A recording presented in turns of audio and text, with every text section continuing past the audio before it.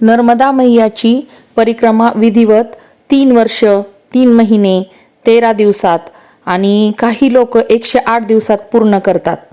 तर काही लोक अनवाणी चालतात, काही वाहनाने परिक्रमा करतात।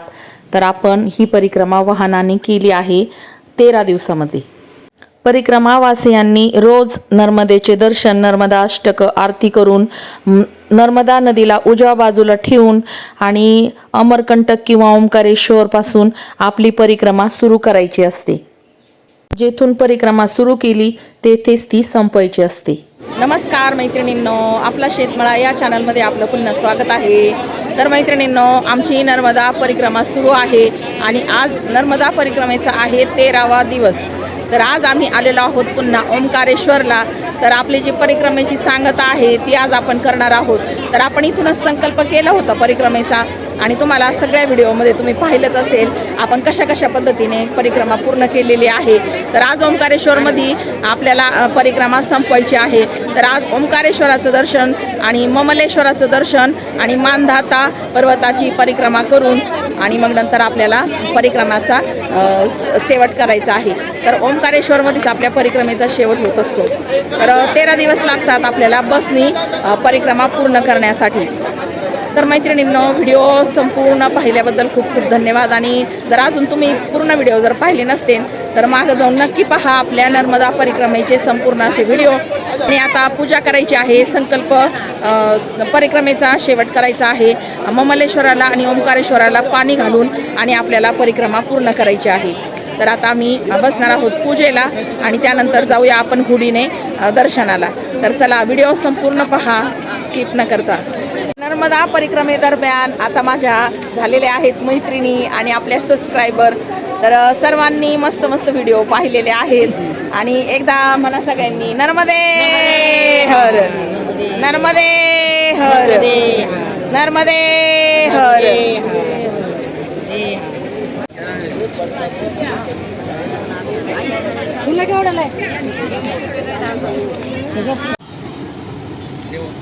नाही नाही, देवघरात नाही, देवाची मती बिघडेल, पैशाने सगळ्याची बिघड। ते महालक्ष्मी पूजनाच्या पैशात टाका, नाही तर तिजोरी ठेवा।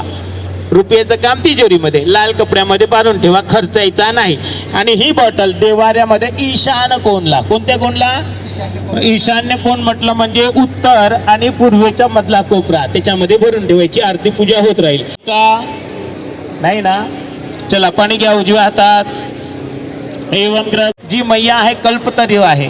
जशी तुम्ही भावना ठेवाल, जशी तुम्ही हे ठेवाल तर तेवढंच प्राप्त होईल, त्याच्या अतिरिक्त काहीही प्राप्त होणार नाही। म्हणून चिटिंग करू नका आणि अंतकरण। आज ओंकारेश्वर या ठिकाणी या नर्मदा मैयाच्या तटावरती आमच्या अनिलजी गुरुजींच्या आणि मंत्रघोषातून आपण उत्तर पूजा या ठिकाणी संपन्न केलेली आहे।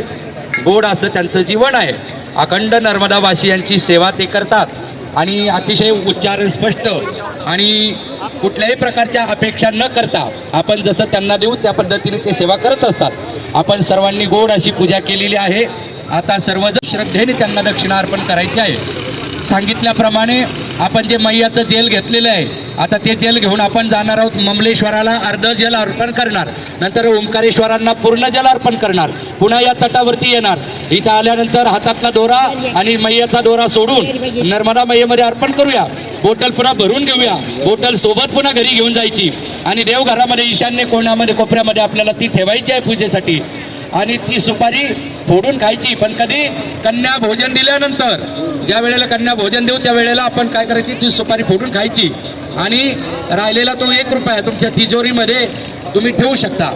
अतिशय गोड अशी पूजा झालेली आहे। गुरुजींना दक्षिणा द्या, नमस्कार करा जागेवरून आणि आपल्या पूजेचं सर्व साहित्य व्यवस्थित पुन्हा बांधून ठेवा आणि आपल्या आम्ही निघालेलो आहोत आता ओंकारेश्वराच्या दर्शनाला।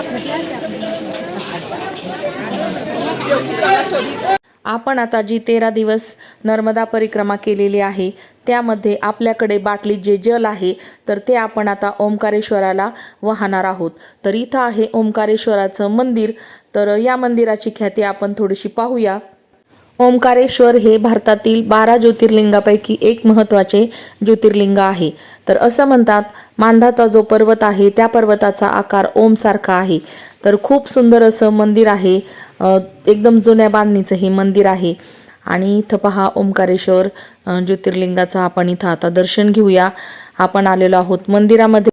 आपण 13 दिवस जे नर्मदा मैयाचं जल घेऊन परिक्रमा केलेली आहे.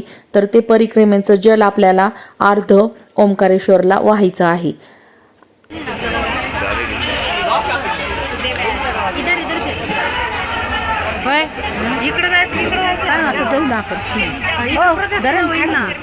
ओंकारेश्वरमध्ये अशा पद्धतीने खूप सुंदर सुंदर दुकानं नटलेले आहेत.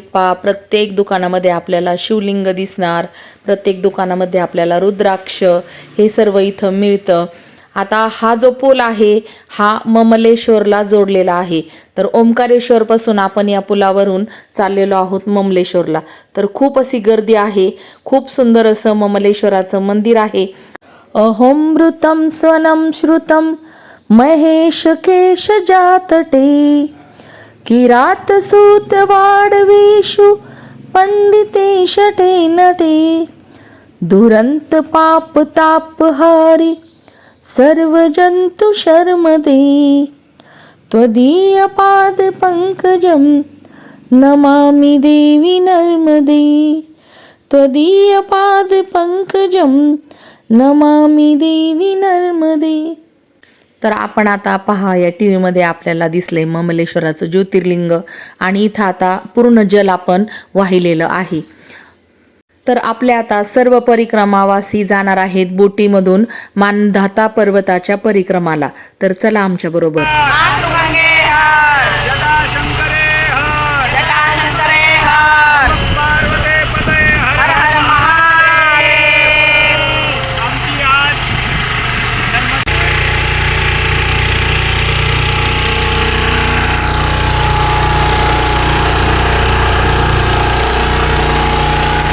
ओंकारेश्वरच्या पाठीमागच्या बेटाच्या बाजूंनी कावेरी नदी येऊन नर्मदेत मिळते.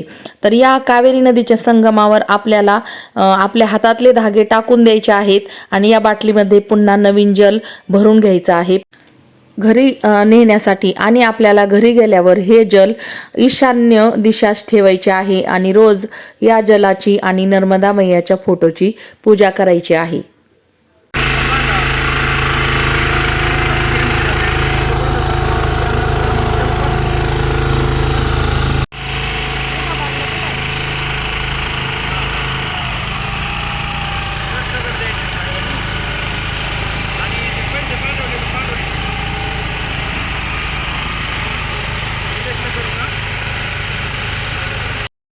तर आपण जी मानधाता परिक्रमा करत आहोत.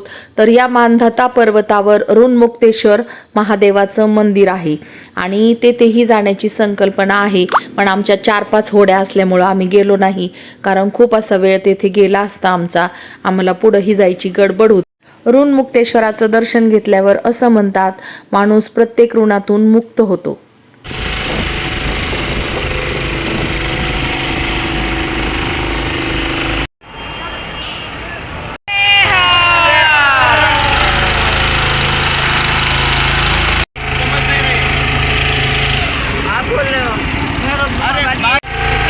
थंड पाणी पिया, नर्मदेचं थंड पाणी, गंगा मैयाचं.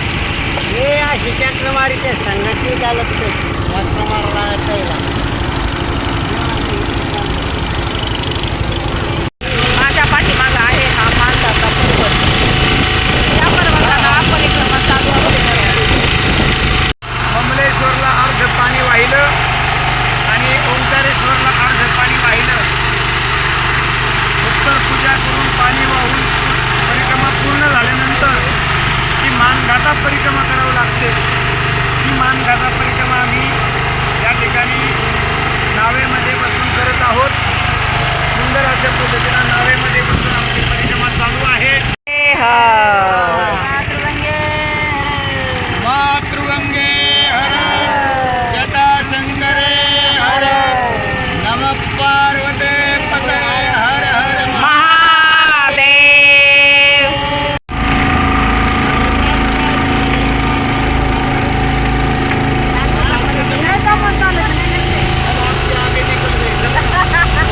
अशा पद्धतीने या छोट्याशा नावेमध्ये बसून आपण मानधाता परिक्रमा ही पूर्ण केलेली आहे.